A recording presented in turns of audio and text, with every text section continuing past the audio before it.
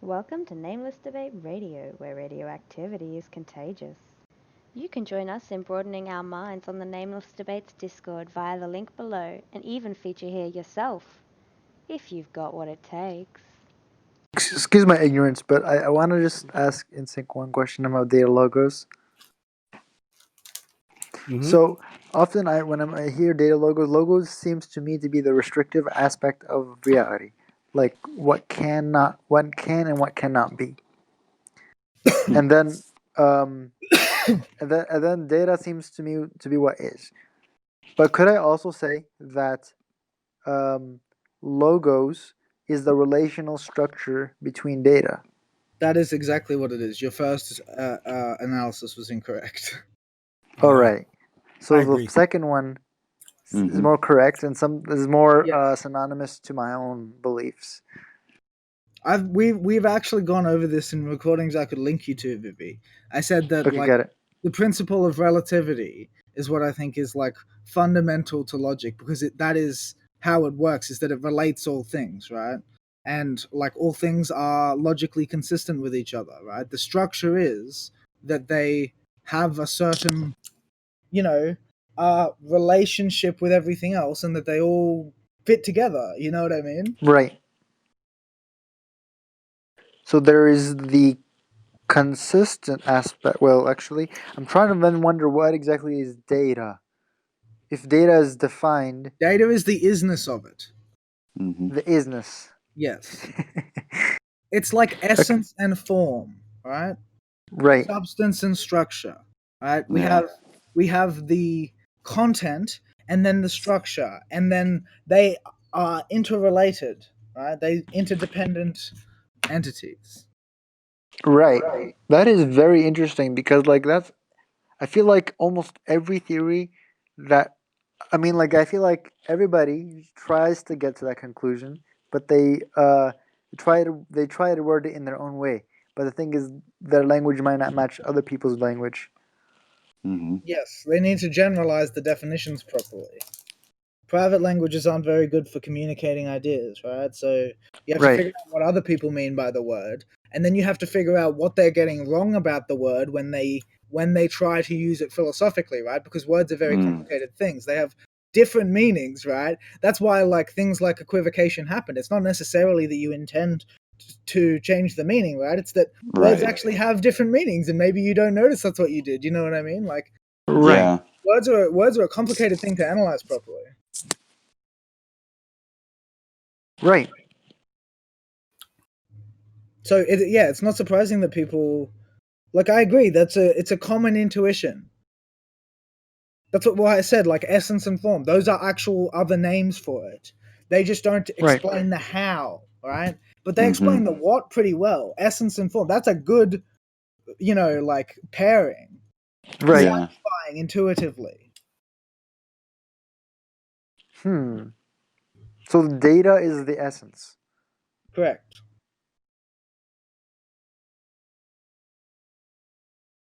That's really interesting because now I'm wondering And where technically, exactly. just to be clear, the like logos part of it, that's like mostly a meme because I don't actually believe in God. Right? I say logic with a capital L, as distinct from subjective reasoning, right? And I like to think of Mhm. God as like a nice metaphor that points at what data logic actually can make a point of. I think God is the anthropomorphization of a common intuition that there is a transcendent ground of being. Yeah. That there has to be some like reason that things are. Everybody knows that. That's It's in logos, obvious. right?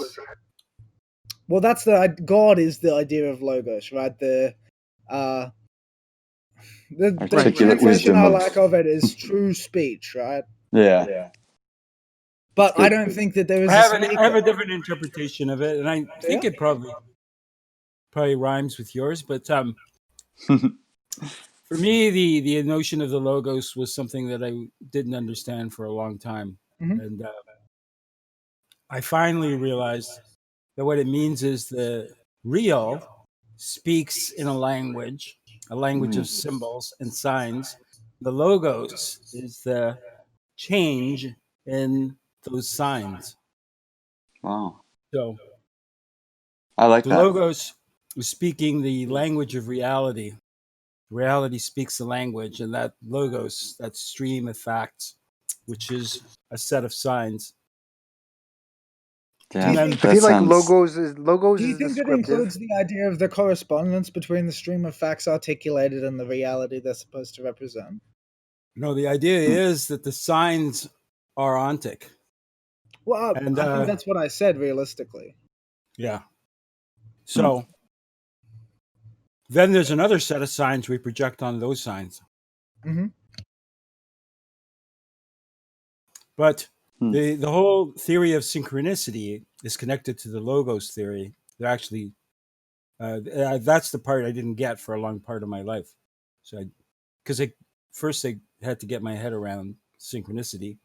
Then when I did, and it's McKenna is the only one who really talks about this, and he makes the claim that the world speaks in language, and when you speak in language, you speaking in language creates an interference pattern with the world speaking in language, and something mysterious happens there, and that's connected to the logos, I think.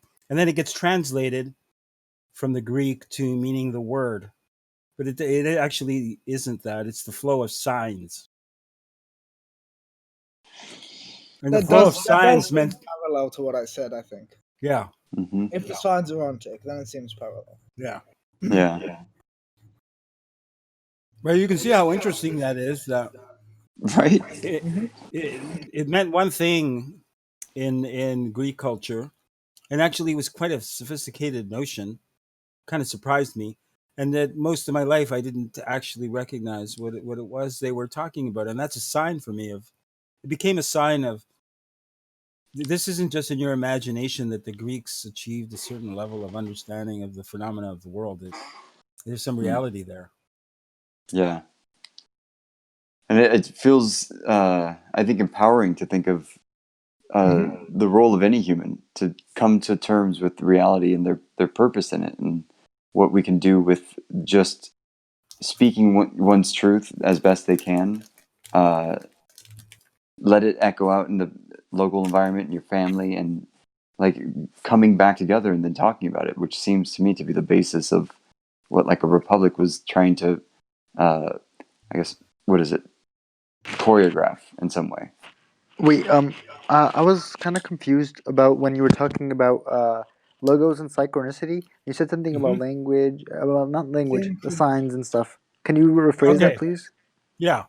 So the world is a flow of signs, facts of events that are actually signs. So change is signal, and what you reproduce as a projection of those signs is also language expressed in relation to the ontic real, and there's an interaction between what you project and what it is. And what that means is that on the fundamental level, consciousness or projection, whichever you prefer, synchronicity suggests that they're connected causally, which is hard to believe. It's actually quite a profound notion. But I think this is, if it's true, that, and I've experienced it's true, that is what confuses people about, that is what produces a whole history of philosophy around existential phenomena, or philosophy around transcendent phenomena. So can I ask you a question there? It's like within our kind of conversations we've had, but like there's a structure in some of the diagrams you made called the nexus of ego. And it looks essentially like a 3-dimensional plus sign. There's probably a proper name for it, but its geometry is significant in my experience because the kind of amygdala responses that we have in our brain, fight, flight, freeze, or fawn, and then the increase and decrease in awareness thing that you mentioned earlier as the up and down. So the 4 spokes and the around part of it feel to me to be like, if you get like a concept of a joystick in the ego, the nexus feels like that would be that. And if you ram it all the way forward into fight, that's what 90% of competition-based interactions are fueled by. It's just that adrenaline forward drive, kamikaze, just go into it blindly, or you can flee from that feeling and go backwards and reverse. And when I'm thinking about it joystick wise, the left, it feels this video game kind of metaphor just comes to life in a way. And I start playing with just this, I don't know, propositional way of looking at it in my daily life with dealing with like preschool kids. And you could see it in like children's body language, like when they're trying to assert their will in a competitive way, they're leaning like a forward angle at kids. And it's also clear in like observation, but like I'm projecting it also based on our conversations, and then getting real-time information where it's like, this kid is like, my intuition seems to be heightened essentially. I'm like, oh, this kid's annoyed about this game that he was playing over here not getting picked up, and all these kids are hounding on him now, and like I have to stick up for him because this kid stole this stick from that kid. And I'm playing their narratives with trying to give like some administrative justice to it. But really it's just like ego versus ego at this age. But it's helping me to have this joystick analogy, at least in a heuristic form. And I wanted to get your take on it, because that's how I've been using it, and with some success, I must say. I'd never thought of it as a joystick type thing, but that's an interesting way of looking at it. I was always looking at the ego as being more a passive connector between, well, not passive per se, but like a node that links the different quadrants or octants of the self. But it's interesting to think of it in that sense of being an instrument of the will, because that is also what the ego is. Yeah, it seems to be able to achieve that. In that drawing, there's the thing that I found interesting, and it's not a coincidence, because I've gotten to know you for a little while, and so in your description, what you did was you described animus function without describing anima function. So you described the whole dynamic in terms of animus function. And then the other interesting thing is when you described the behavior of your child, you described it as the experience of animus function without the balancing factor of anima. So what you're seeing is an amplification of your own habits in your child to the point where you also, I think, were able to see how it drives them nuts. Yeah, like it's just overload, and it revs out their system. Because it's a commitment to will. Solve the problem. This is a way to solve a problem, and you are unconsciously, I think, communicating this habit, and now you're registering that it's getting reflected back at you. Right. And I'm trying to make it less unconscious and more in the sub and ultimately conscious. Yeah, for the next step is to see how you could integrate some anima function. And so what moderates the will is you teach the child that let's do one beat taking in facts and one beat acting on facts, one beat taking in facts, one beat acting out on facts, so that they get into the habit of reception and then interpretation and then projection of will. Reception, interpretation, projection of will. It's a cycle. Wow, man. Yeah, this is brilliant. Thank you. Actually, this is really helpful to me too. I've got a niece who's going through some of this trouble, and I had not been thinking about it in terms of her behavior reflecting the willful attitude of the parents, but I'm quite sure that is part of what's going on. And Joshua, your idea,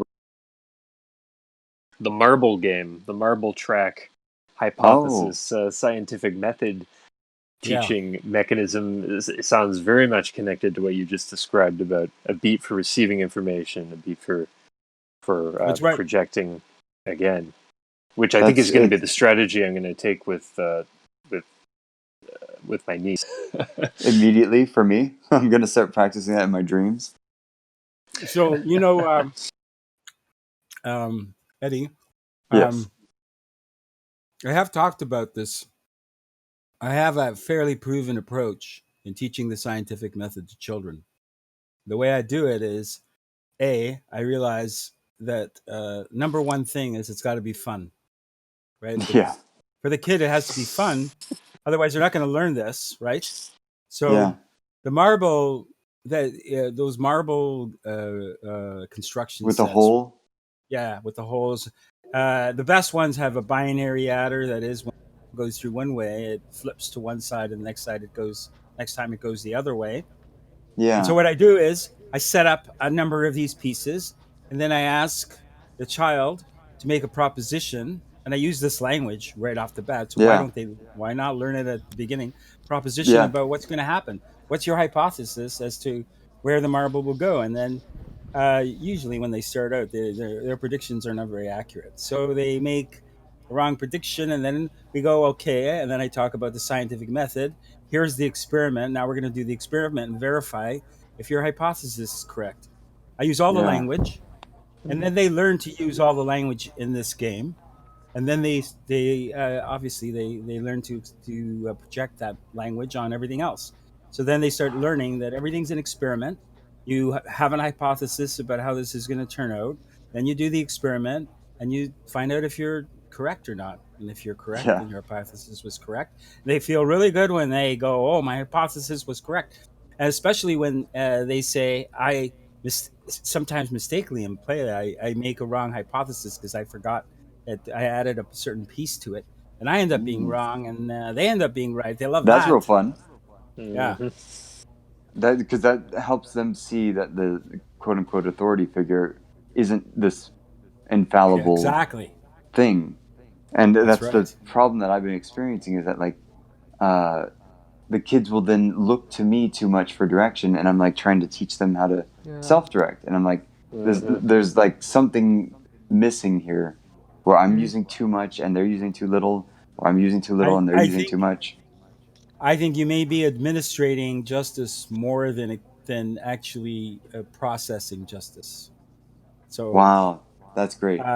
helping them process it step by step, just using the words. And I use like Wittgensteinian words. I use Yeah. words that Wittgenstein uses to describe states of affairs. So at the beginning, I have to explain what a state of affairs is. So in the process of using that language, they learn the language, and then they learn to think in terms of that language. Then they can understand you eventually.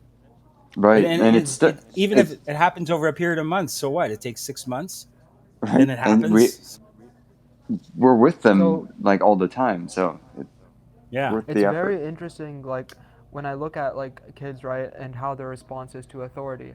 I have a sort of theory that each individual, they're different, but there is like, it's almost like, you know how our bodies, we have specific bacteria, very very specific kinds of bacteria which help in different ways for us to keep our body healthy.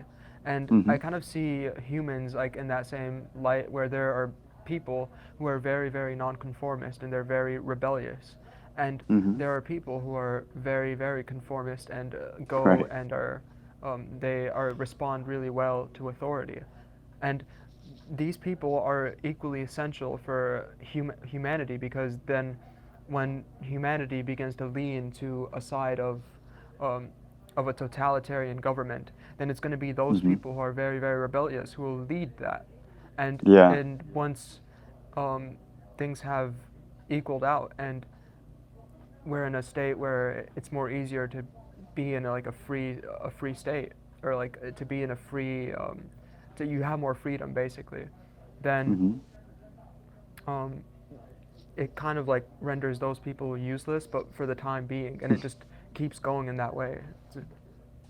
It tapered off a little bit, but up until that last few points, man, I was really with you on it, because I think the like the way that people can be like looked at as equal, or what is it, functionally useless.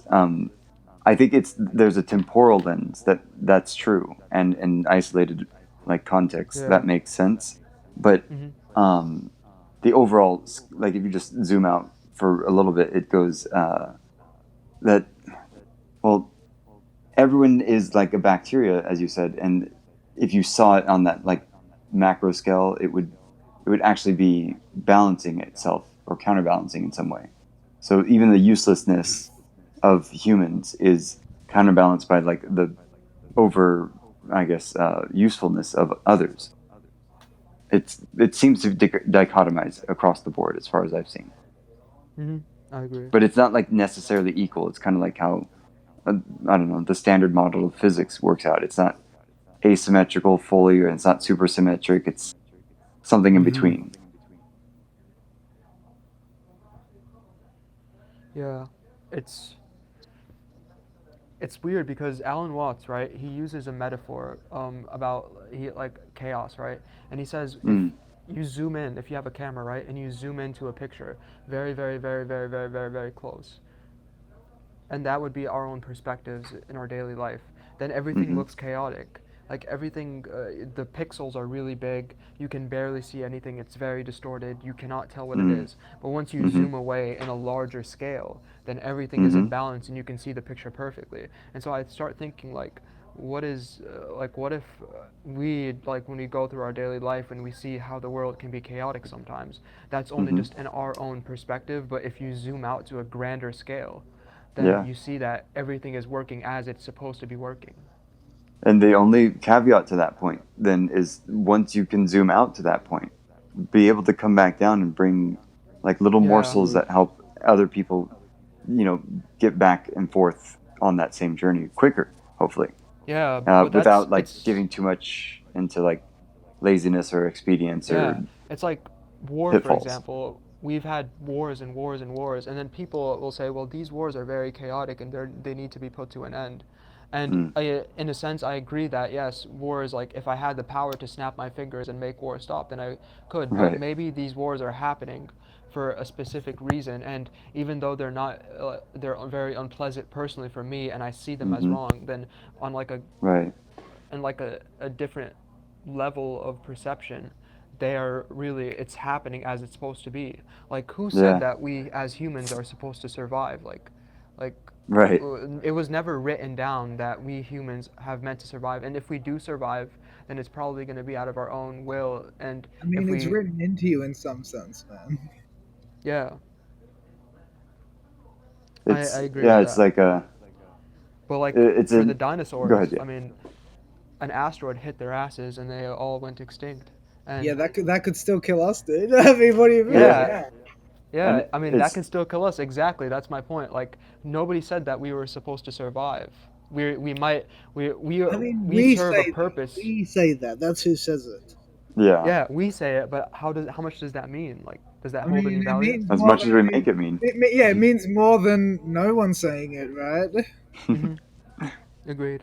But there's at least a pocket on the internet that is an agreement that we need to, do our best to survive. Yeah, let's try and survive. At least a pocket on the internet. We got that covered. Don't worry, guys. We're deciphering really deep truths here. No anti-natalists over here, I totally forgot about that one, actually. Is that where you're anti... what is the natal again? Is it... Damn it. Yeah, my brain isn't there right now. Sorry.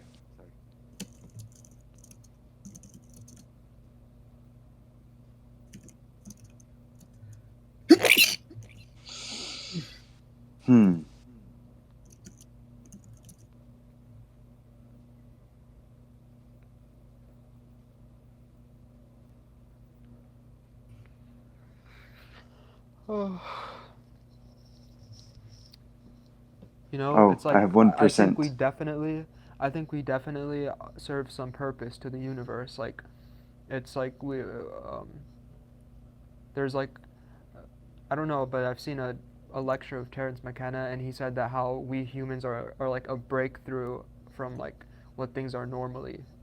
But so look, like yesterday, me and Instinct were talking about anger, right? And then we said like the difference of anger in humans and and animals are the same essentially.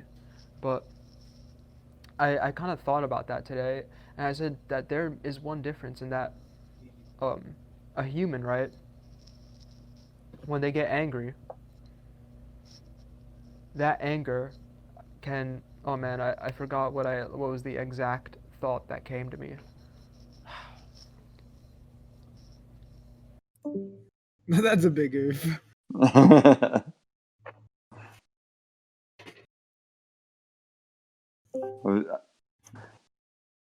I got 1%, guys. Oh, I'm probably gonna have to take off soon. Oh, alright. Peace out. Like my battery's gonna die. Yeah, but I'm gonna. Peace out. I'll just listen until it goes.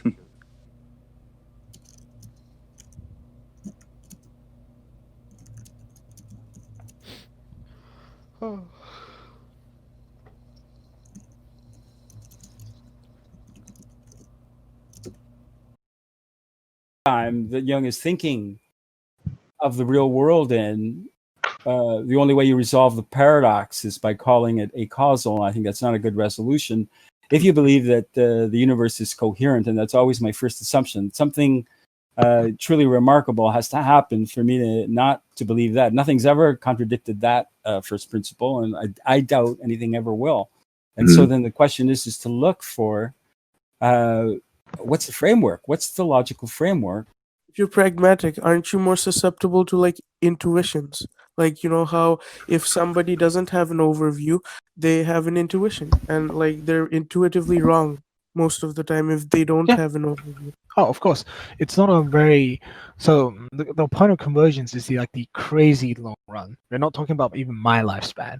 We're talking over hundreds of years with a large number of people trying to... Right. So could you tell me what's the difference between God and the laws of logic? The laws of logic are abstractions about the nature of the external physical world, and that they conform to certain abstractions. But the only reason why they conform that way is because God is the creator and sustainer of them. Okay, so are they the subjective abstraction, or are they the thing that God? No, all entities equal themselves and cannot equal their negation.